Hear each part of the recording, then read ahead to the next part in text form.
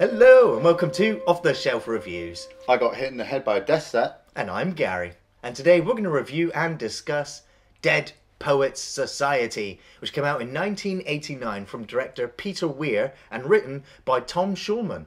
Iain, why don't you give us the synopsis for Dead Poets Society? Well, the story follows a group of boys who are at a prep school in America in the mid-50s. They're being primed for college to go off to become doctors and bankers and follow in the footsteps of their fathers. But they are introduced to John Keating, played by Robin Williams, their new English teacher, who tells them to seize the day, carpe diem. The boys then have to deal with the trials, tribulations and tragedies that come along with life. Oh, Captain, my Captain. Who knows where that comes from? This was a film, again, that almost wasn't made. Writer Tom Schulman had his script and he was trying to pitch it to different studios that were looking at it and going, we don't really want to make that. Like, it's a set in the 50s. Yeah. It's set in a boarding school and it has elements of suicide. It's like, these are like three big no's for a studio looking at a film and going, we don't want to touch that.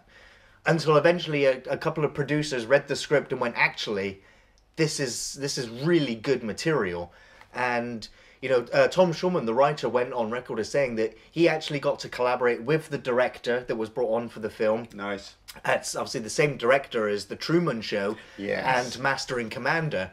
So he's a very talented director who was actually really easy with his crew. He literally said at the beginning of production to his entire crew, if you've got an idea for a scene, or if you feel like something is out of place or a character should behave differently, or if you want to improv something, let me know. If it works, we'll use it. Just don't be offended if I don't use it. Nice. And that was how the entire production went. And so I was like, that's a really good work environment. Yeah. Although some people went on as saying that Robin Williams, the main star of the film, really was depressed throughout most of the shooting because he was going through a divorce at the time. Ouch. And I think just as the film was about to premiere, his wife had just given birth as well. And so Robin Williams was kind of apparently a bit morose on set. So after having these funny sequences, he would just kind of shut down. And so he didn't have that sort of comedy in between takes, which, you know, you usually hear about comedians having. Yeah. But I mean, Robin Williams, obviously, he committed suicide a few years ago. Yeah. And everyone quoted this film, "Oh, Captain, my Captain." And Robin Williams has a legacy behind him of truly fantastic films and some bizarre and extraordinary sort of Mork and Mindy-like performances. Well, sir, I don't know how much value I have in this universe, but I do know that I made a few people happier than they would have been without me. And as long as I know that, I'm as rich as I ever need to be. So I'll catch you on the rebound, your magnitude. Until next week. Nanu! Nanu! I missed this film when it first came out. I saw the poster in local video store, heard about how great it was, you know. It was always the film that people brought up when they talked about Robin Williams, you know, or the different films that he has done. And yeah, for a time, he was just a comedian to me. I am so glad I watched this film at the age I am now to fully appreciate and understand the themes that go along with this film. It's amazing. Like Gary said, the director Peter Weir, I love The Cars That Ate Paris. Yeah. I love that film. The film is fucking awesome, you know. And I recently watched The Way Back, done by him as well. Yes, that really got me. Even though a lot of people said it's critically brilliant, but financially a flop. I'm like, you can't get any better than just a bunch of guys walking through the desert trying to look for freedom. It was brilliant. So when I realized he did this, I was just like, okay, I know I'm in for something good. I know I'm in for a bonus as well because it's Robin Williams in a serious role, which, you know, is always a good thing to go along with. That did worry the producers as well. They were like, we've got this comedian. Yeah. And he's going to play this character. But isn't that the issue, though, that he was being typecast? We're expecting the comedy. Yeah. But it comes at not the same time as we would expect it to. You wouldn't see Adam Sandler playing a role like this. No. Harsh. No. No what? This film was elevated into my top coming of age stories. Hell yeah. As soon as I finished watching it. We're following these boys they're at this Ivy League school in America. I mean, it's I've got to laugh straight away. Yeah. Because the film is set in 1959. Yeah. Or in the 50s. Yeah. But there's a lot of historical inaccuracies with the film. Yeah. Like the Ivy League. That at this point in time would have just been like a kindergarten football team. Like the Ivy League wasn't this celebrated sort of mythical kind of place for the brightest and smartest of students to go to. It didn't exist for like another 30 years. Yeah. There's other inconsistencies like the chemistry books, which were copyrighted 1987. There's the bagpipe tune that's played near the beginning, which was from 1979. And so it's like, yeah, you know. Well, But you can overlook those things. I didn't take any of that in because it just kind of. I knew that the writer had based it on his own experiences at this school. That's right. So obviously he's taken things from the next 30 years and just brought it up to say, look, this school, they are dedicated, they aim for excellence, it's all about honour and it's all about tradition. Those are the 4 pillars. And immediately I'm sat there like, I don't like this place. Gentlemen, what are the 4 pillars? Tradition, honor, discipline, excellence. We got to burn this place down. We're talking at a time where the man spoke, the woman stood in the kitchen. You know, and you were supposed to follow your dad in his footsteps and, you know, like I said, become a doctor, a banker, a lawyer. Respect authority, pay your dues. Yeah, make your money, wear your hat and go to the office and, you know, don't do anything bad. But weird thing in hindsight, you know it's all going to go tits up for all these people because, well, they're going to get through the 80s, aren't they? It's a lot of cocaine. But to start off with, you've got these boys, you've got Robert Sean Leonard playing Neil. He's kind of your main star. Kind of. I mean, there's for me, there's 3 main stars. I see. I had 4. Okay. I had Neil played by Robert Sean Leonard. I had Josh Charles playing Knox. Yeah. Gail Hansen playing Charlie Dalton, the rich kid, and then Ethan Hawke playing Todd. Yes. Ethan Hawke was, for the most part, the main character for the film. Yeah. And obviously, as you said, the writer, Tom Schulman, wrote about his experiences, and for all intents and purposes, he is Todd in this film. He was the sort of socially recluse, awkward child who didn't really know how to put himself out there. Well, he's under pressure right from the beginning. He's immediately told by the head teacher, you've got a pair of big shoes to fill from your brother. And I'm like, thanks. Don't pressurize me too much. And so, you know, Ethan Hawke is also one of the most recognisable faces in the film compared to all the other teen actors in the film. Of course, Ethan Hawke's gone on to do some fantastic films since this one. And these boys, I mean, Charlie is kind of the rebel leader. You know, his family have got money. He can pretty much buy his way out of anything. So he's there. He's got the cigarettes. You know, he's kicking back. He's talking about girls and drinking. Neil wants to get his father's approval. He wants his father to love him. But his father, Mr. Perry, played by the fucking awesome Kurtwood Smith. I was going to say, if your father is Kurtwood Smith, then you haven't really got a chance. Well, if you've seen him in that 70s show, yeah. Okay. He's pretty much playing the same role. But that's it. You want... He's trying to get something that, in a way, you kind of know he's never going to get, which is a shame for the time and the character that Mr. Perry is playing, that he's unable to really see his son as an independent young man. It's a mini-me, basically. He also really does feel like the villain of the entire film. Yes. Even though, I mean, he is just another branch of that authority, which is obviously trying to control all of these kids. Yeah. He's just another element to it. We have Knox as well. Knox is a bit of a side character, but his story in it it's the love story angle, and it really does play out quite nice for him because, well, the actor Josh Charles. I mean, I haven't seen him in a lot after this, but emotionally he did come across quite nice. Tonight, I met the most beautiful girl I have ever seen in my entire life. Are you crazy? What's wrong with that? She's practically engaged to Chet Danbury. But we're introduced to Robin Williams in the opening church sequence, and he has returned back to this school. He studied at this school when he was younger. You know, he was most seemed to be able to do anything.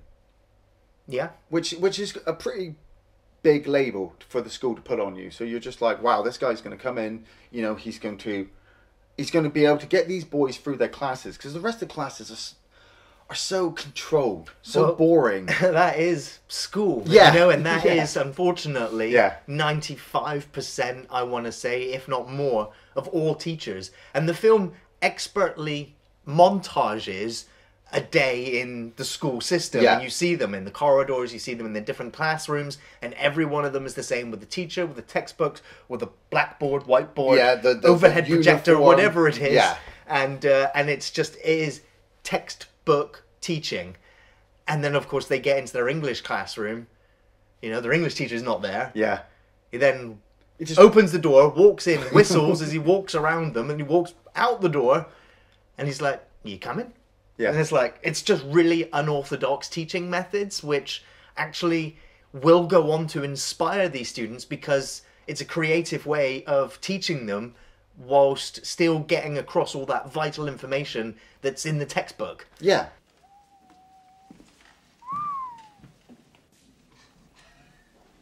Well, come on. It's teaching them to look at it from their own point of view. But there is a bit of an ego trip here, almost. I mean, it can easily be perceived that way. Yeah. Where he tells them that they can call him Mr. Keating, or they can call him, "Oh, Captain, my Captain." And you're just like, hold on a minute. There's no fucking way I'm going to call you my Captain. Like, you haven't earned that yet. Well, he has, really. I mean, he's their teacher. Yeah. So he kind of knows throughout the film, he has to maintain that same position that all the other teachers have, that, you know, controlling aspect on the children, because that's his job. Yeah. But at the same time, his own personal views on the world. We see it later on. I don't think he actually mentions his wife or girlfriend at any point in the film, but you see the picture on his desk in his office, and the way that Robin Williams kind of emotes to this picture, it's like she's died. No, I think he said that she's back at home in England. But he loves teaching, and so that's why he's here. And comes all the way back here. Yeah, that's what got me. I was just like, why didn't you just... It could be that whole Planes, Trains, Automobiles thing where she has passed away and he's just playing it off, and now he's come home. But yeah, he stands these boys in front of the awards that the school has won, and he's just like, listen to all those voices, and it really settled on me that, where I was just like, exactly. At the end of the day, we're all kind of worm food. You can aspire to be everything somebody else wants you to be and fail at it, or just kind of do what you want to do, and as long as you don't harm anybody in the process, at least you're doing something. Well, that's it. He basically explains the crux of the film here. The whole meaning behind it is to be a free thinker. Yeah. Instead of following, you know, the authorities and doing everything that they say. It's also about, as he says, seizing the day, carpe diem. Yeah. And it's about getting to the end of your life before you die, being able to say, I've lived, instead of getting to that point and then going, I've not lived, and it's too late. Yeah. That's really the message behind this scene and the whole film, really.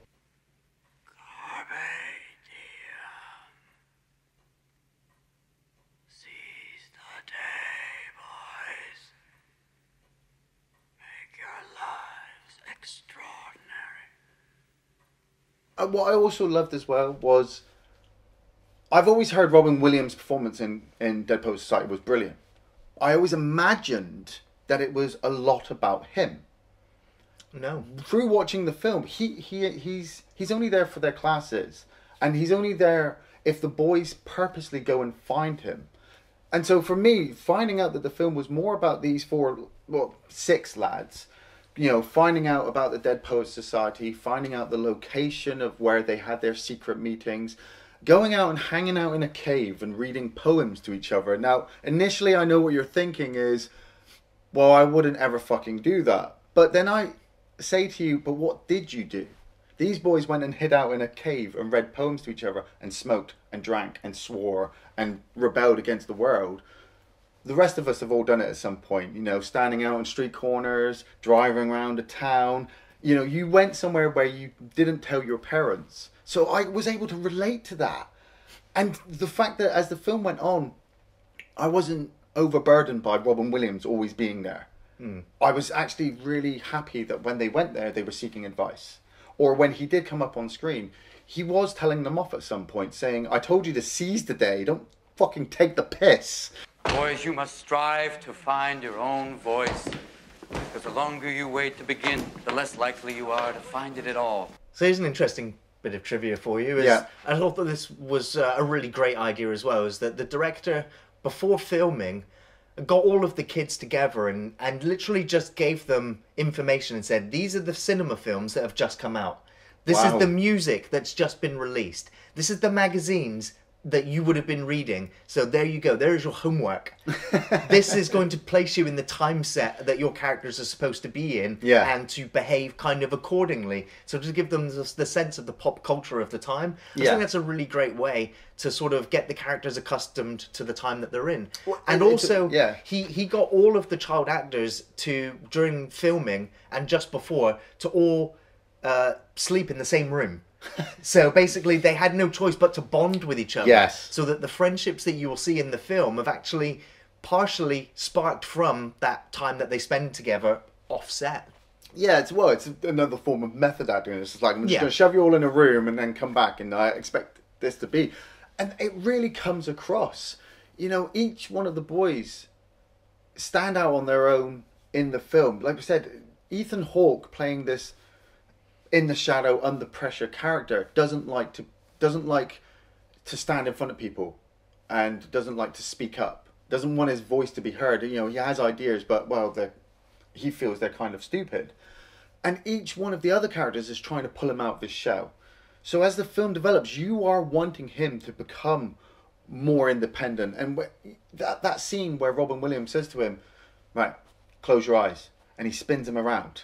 And you have that awesome camera angle just following them around the room. I saw it previously in the bedroom sequence where he stole the notepad from Ethan Hawke and was bouncing from the bed. Yeah. It brought me straight in, and I'm like, I don't want to force him to use his voice. He has to do it in his own time. But I can relate to the fact I know people like that, who you're kind of like, why can't you speak up? They need to give a barbaric yelp. Yeah, yelp. Yeah. Yo. Come on, louder.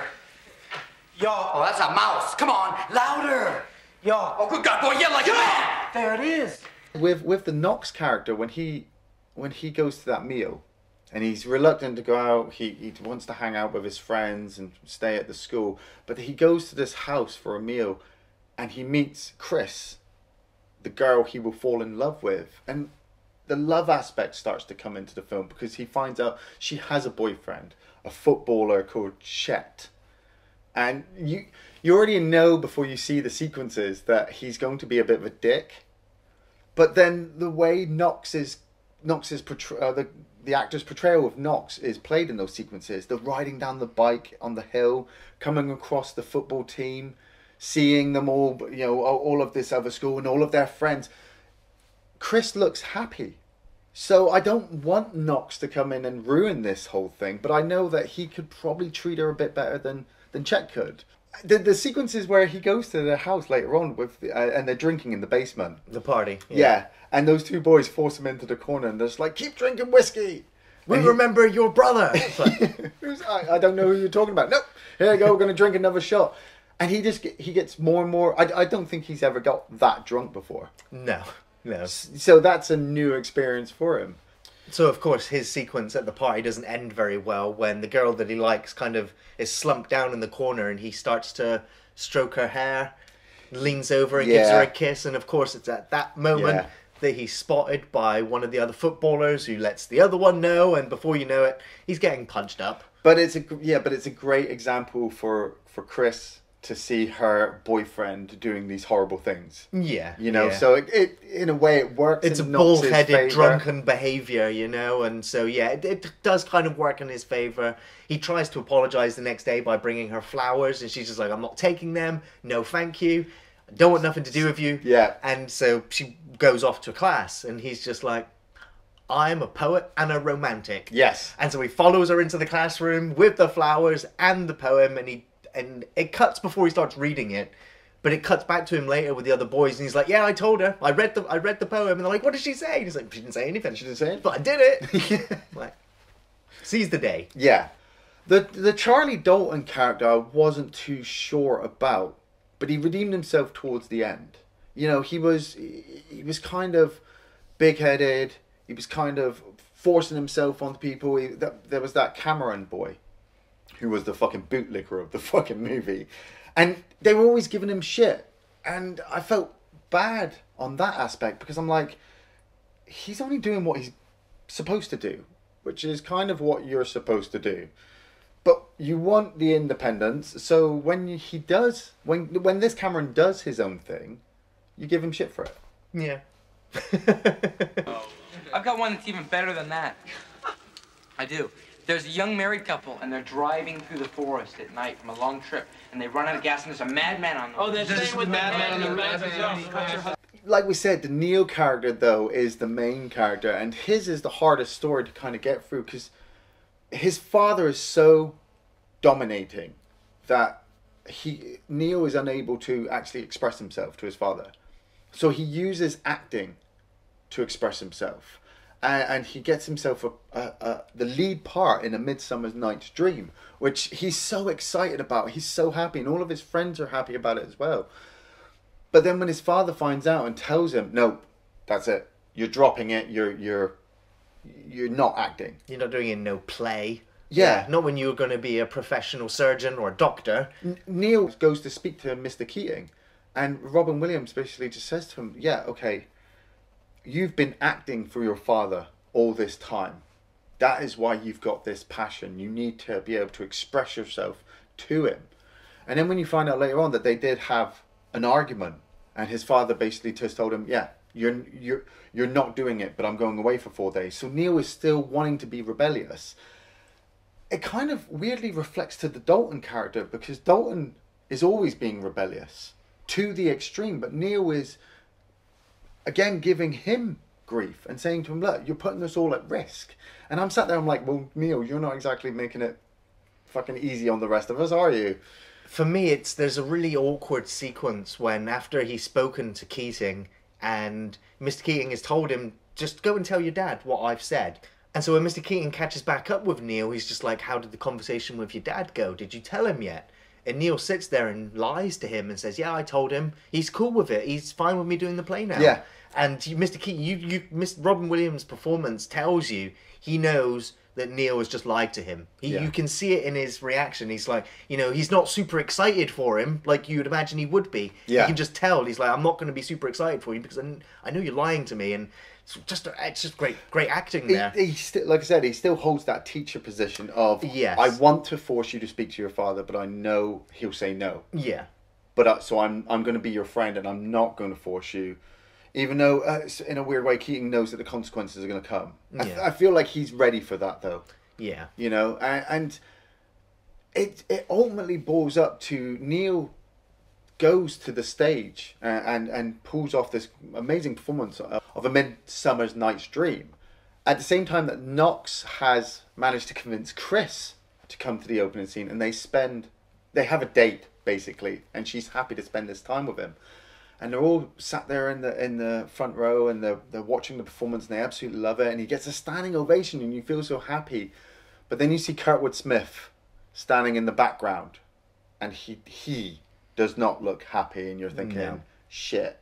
It's that sequence when Neil steps out from the curtain afterwards, and he's smiling at his dad, and when you watch that smile just evaporate, that's when you know that shit's about to hit the fan. Now, in the original script, the play didn't actually get to finish because Mr. Perry walks up onto the stage and grabs his son mid-performance and drags him off back home. Yeah, I don't know if that character They decided that Mr. Perry is already too much of a villain in the film. Yeah. Doing that would just be like, now he's just a black and white villain. Yeah. So we'll have him do it at the end of the play, which almost seems even harsher, really. Well, it's the fact that he's Yeah. waiting, he's building up that rage, just waiting for the play to end so he can bollock his son. It's harsh, but yeah, if he had stormed up on stage in front of everybody, he'd have been so in the wrong. Yeah. That the next sequence would not feel right.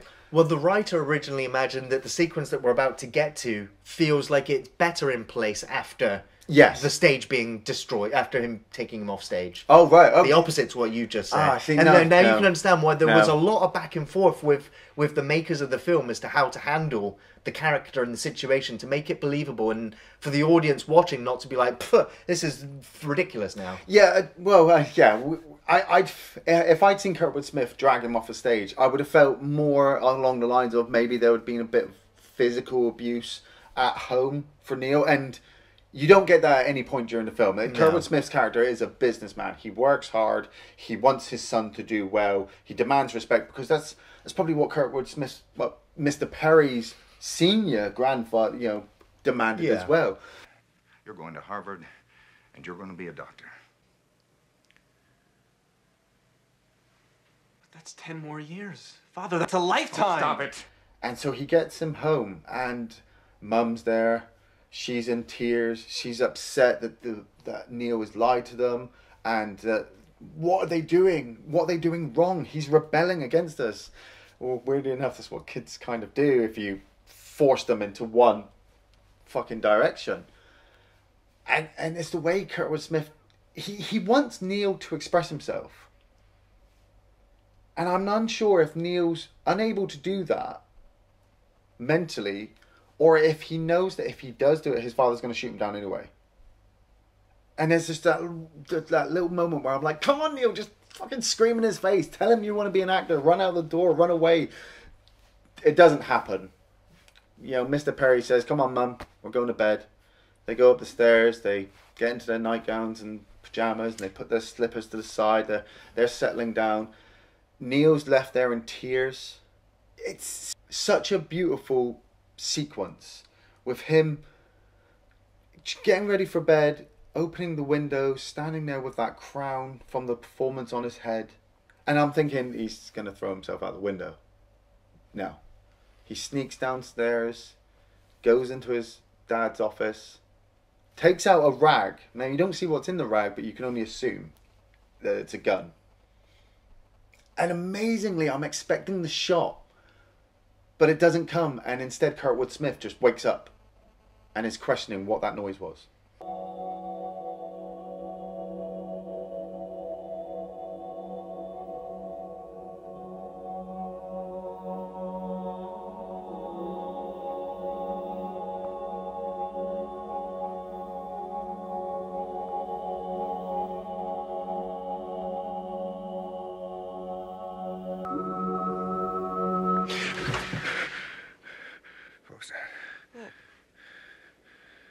Yeah, it's pretty brutal because part of you is just you're still looking at Kurtwood Smith, Mr. Perry as the villain. Yeah. But when he finds his son, oh my god, yeah. That's it. When you watch this hard, strict man break when he's realized his son's dead, and when the mother comes down and she's like, "He's okay, he's okay," it's just like, it's a fantastically well acted sequence. Yeah. And and then it cuts to the funeral sequence almost, with all the boys in the church and well, you have the initial wake up sequence. Charlie goes and wakes up. Yeah, Todd wakes up Todd and lets him know, and the boys are just all in. They don't have to say anything, but you know that they know. Well, Todd has that whole sequence where he runs outside into the snow and kind of That was absolutely beautiful, and it's just like now is his time to yarp. Yes, basically, he has to go and scream. Now, because of the whole idea of the poetry and the idea behind the romantics, isn't his ending therefore a sad but romantic ending? Even though Neil's, even though the film tells you, it's suicide is bad. This character is dead, and it's all bad. But a part of you is just like, but at the same time, killing himself there, he had already seized the day. Yeah. He got to do this thing which was amazing, and it's only a very small chapter of his life. But the next 10 years of his life, or that's the rest of his life as far as Neil can see, is going to be military school and doctor practice. Nothing else that he wants to live for. There's nothing else for him to live for.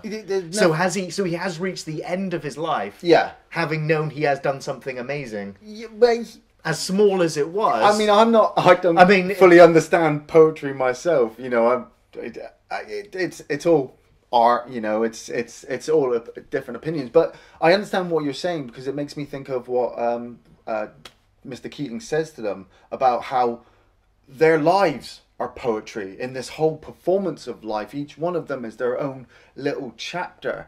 And yeah, like you said, his story was always going to end there.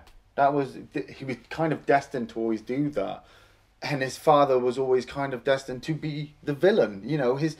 His father doesn't realize he's killed his own son. He blames everybody else for it, which is exactly what a man like that, who doesn't see any imperfections in himself. Well, here's a bit of trivia for you, is that at a screening for the film, Kurtwood Smith said that he saw a father with his son at the film who was just like Mr. Perry in the film. Wow. And he said that, he saw him sort of yelling at his kid and holding his kid into place in the seat and whatnot. And he said at the end of the film, he looked over at this father figure who was openly weeping at the end of the film. Yeah. I was close. Close. I think most of the audience was too. Yeah. And weirdly enough, you don't hear about Todd's brother too much. You just hear that Todd is expected to kind of follow in his brother's footsteps.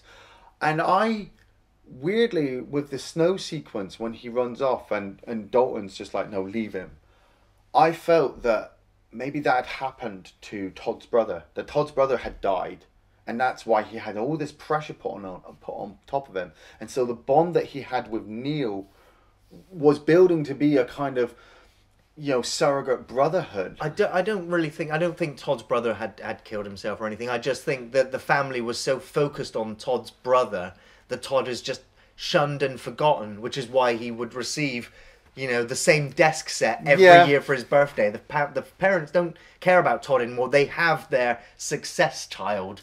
Yeah, but then at the same time, if the success child isn't there, it could still lead to the same kind of shunning, and not even the appreciation of we'll buy him something that he wants. They're just like, no, you get what your brother got. If Todd's brother got all those desk sets as well, fucking desk set sequence. The world's first unmanned flying desk set.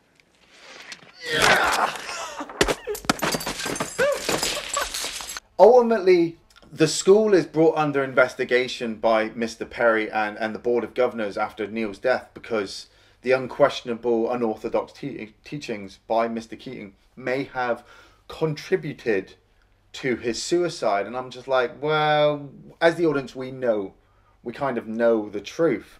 So the boys are all pulled in and questioned. And weirdly enough, it's that same sequence where Todd comes in for his questioning. That's what got me as well, was the forcefulness from his father, not wanting him to speak up. Yeah. Kind of just saying to him, sign the piece of paper. Everybody else has signed this piece of paper declaring that it was Mr. Keating who, through his unorthodox teachings, forced Neil into that position. And you can just tell that Todd is just unhappy with it. But he's forced to. What's going to happen to Mr. Keating? I've had enough. Sign the paper, Todd. And Mr. Keating is forced to resign. The head teacher decides to take over the class leading up to the exams. And everything is just... it's just so depressing. It's so dark. It's standard. Yeah. All the kind of well, all the happiness has kind of been sucked out. It's but you're sat there kind of you got a wry smile about the sequence when he's getting them to bring out the textbook, and to read out the introduction by blah blah blah. Yeah, John Pritchard, Dr. Pritchard. Dr. Pritchard, who Mr. Keating had them tear those pages out of the book at the beginning because you're like, what's written in the foreword of that book is nonsense, and it tells you how to break down poetry, which is wrong. You just don't do it that way. It's an expression, it's artistic, it has emotion and feeling and weight behind it, and you can't measure it. So tear it out, yank it out, and think for yourselves. And so now we have this head teacher who's just like, nope, we're going to go by exactly what's in the textbook. And, you see Mr. Keating, he has to come in and collect some belongings from his desk. And as he's leaving, Todd just stands up on his desk and says, "Oh, Captain, my Captain." Yeah. Captain, my Captain. Sit down, Mr. Anderson. You hear me? Sit down. And you're just like, oh, you're just... Yeah, here we go. You just want to clap as you're watching the other students bottling up the courage. Even the ones that weren't in the society. Yeah. A few of them had just enjoyed the lessons so much that they just stand up on top of they rebel against the system. And I'm like, fucking yeah. And the headmaster's like, get back in your chair. Get down from that desk now. It's just, it's such a great moment. And, if you look at interviews with the writer, he had no idea how to really end the film. He said when he started writing, he didn't know what the ending was. And that's kind of a bit of a cardinal sin when writing, but he had this whole elaborate idea of sort of like a court system being set up, with different teachers giving testimonies and the students giving testimonies and everything else. Much. But it would have been like a whole nother hour. Yeah, and he literally was then he just came got the idea of him just standing up on his desk because that was what he was going to do at the end of the courtroom. Yeah. And he was just like, no, let's just cut it to this classroom. And it works so fantastically. Robin Williams was just amazing. Yeah. Thank you, boys. Thank you.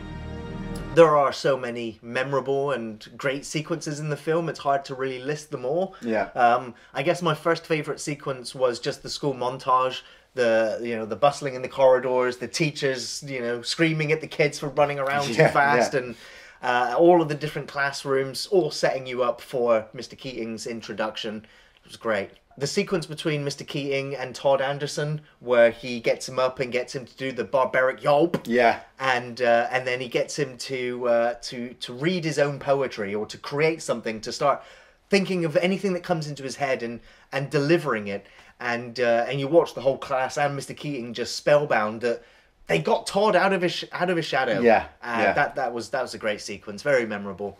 I love the desk sequence, the desk set. This desk looks aerodynamic. What do you think? There was a great moment, and of course, the standing on the tables at the end after the suicide and everything else. It's got a lot of emotional weight to it. It will make you teary-eyed by the end of the film, especially with all of the poetry and all of the nuances that are in the film, all of the morals that are in there, the ideas behind it being free thinking. It's just great. My favourite sequences, I love the initial introduction with John Keating. Just the way he walks through the room whistling, out the door, and then pokes his head back and going, "Come on." And the boys, they're all just sat there like, "What? This is a trick. This is a trick." But then they all just start leaving. I just thought that was just a brilliant way just to bring us into the Mr. Keating character. The huddle up boys. Love that little speech. Getting them to free think.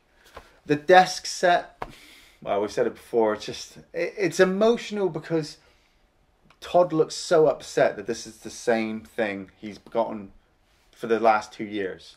But then Neil's way of going, well, then just get rid of it. If you don't want it, just get rid of it. And I'm thinking, yeah, but it's a really nice desk set. It's a really nice desk set. I love the camera work in the bedroom when they're running around with Todd's notepad. It just looks like they're blowing off steam. They just look so happy. But I just love the idea that the cameraman was just in the middle of the room, just watching them run around. They all just seemed really, really quite happy. And weirdly enough, I really do like how the suicide sequence is filmed. I had wikied this film before I sat down to do it, like I always do. And when I read about that sequence, I had a thought in mind of how it would go. When I watched it play out, it's just so quiet. It's just so calm. And yet, at the same time, I'm on edge because I know... what's coming. I know what's coming. And the fact that I don't hear the shot, all I hear is Kurtwood Smith just wake up. And now I have to see this father, even as bad as he is, I have to see this father walk through his house to find his son. I really did hope he was going to catch him in the act and be able to stop him, but I knew it was never going to come. No.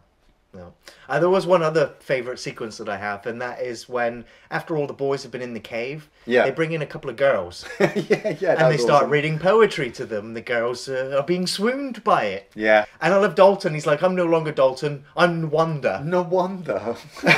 And I've written a letter to the school board demanding that girls be allowed admittance into the school. Oh, yeah. Ooh, Dalton. And all of the other kids are just like, shit, what have you done? And of course, next day, you see all the officials, all of the teachers marching in. They look pissed off, you know? And that's hilarious. But leads to the paddle sequence. Exactly. But I mean, it's a pretty serious moment. But you've got all the kids there, and he's just like, right, you could save me all this time if you could just tell me now which one of you's responsible. And the phone goes. And I was like, who's left their mobile phone? Whoever the guilty persons are, this is your only chance to avoid expulsion from this school. And of course it's Dalton with the phone. He's like, hey, it's God on the phone. He says you should let girls into the school. It's just like, that was a great moment. You know, you got to have your rebels. And of course, as Mr. Keating would say, you've also got to know what's too much. You know, there's being daring and then there's being stupid. Yeah. And of course it does lead to, you know, pretty brutal paddle slapping sequence, which I don't think schools do anymore. People try to talk about bringing it back, but I'm like, really? Bring back the cane. 2.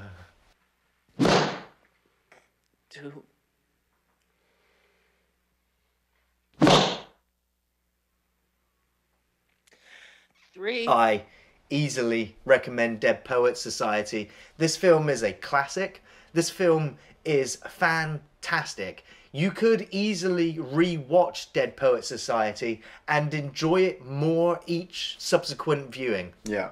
It's a film about the romantics. It's themes about individuality and expression. It's coming of age. It's funny, it's engaging, and it's a film that's going to last because of the characters, the fantastic direction, the pacing, the editing, and the music. It all comes together to make a near perfect film, despite some continuity errors and some time zone things, you know, but you can easily overlook those things because it really is a fantastic film. Yeah. And there is nobody that I would not recommend this film to.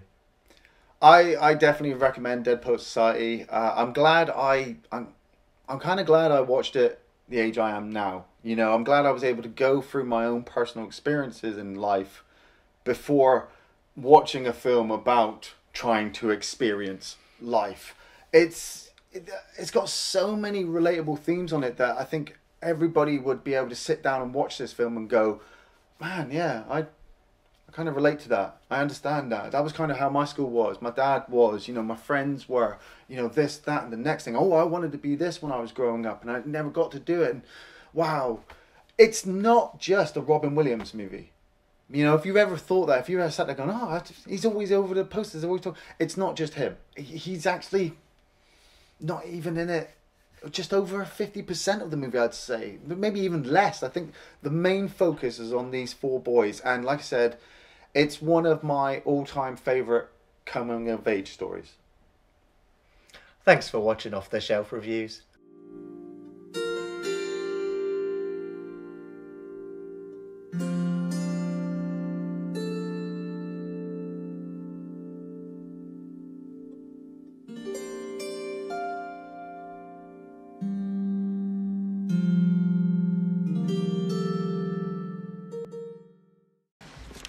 Mr. Nolan, it's for you.